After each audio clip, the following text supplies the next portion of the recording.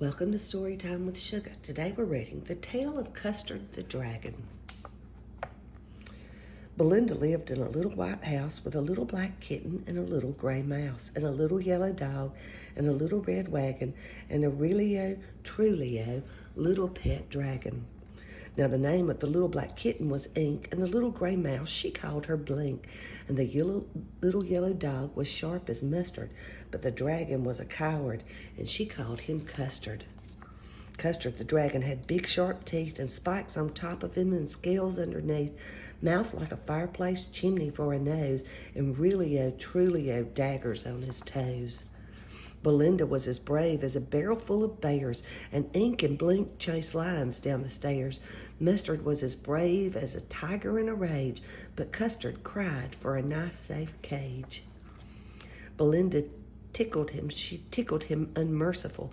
Ink, Blink, and Mustard, they rudely called him Percival. They all sat laughing in the little red wagon at the Trulio cowardly dragon.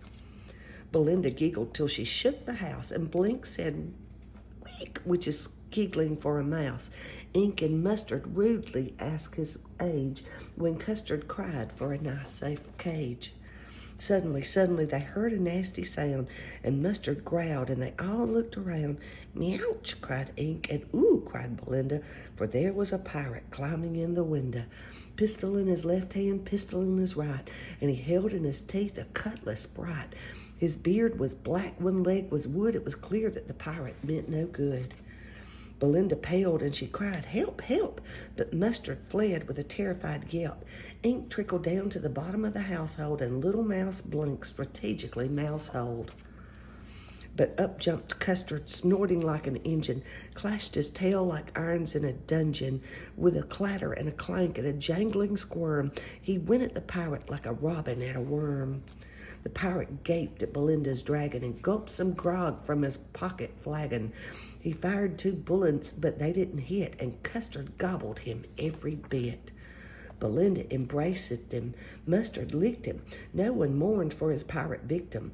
Ink and Blink in glee did gyrate around the dragon that ate the pirate. But presently up spoke little dog Mustard. "I'd have been twice as brave if I hadn't been flustered." And up spoke Ink, and up spoke Blink. "We'd have been 3 times as brave, we think." And Custard said, "I quite agree that everyone is braver than me." Belinda still lives in her little white house with her little black kitten and her little gray mouse and her little yellow dog and her little red wagon and her Trulio little pet dragon. Belinda is as brave as a barrel full of bears, and Ink and Blink chase lions down the stairs. Mustard is as brave as a tiger in a rage, but Custard keeps crying for a nice safe cage.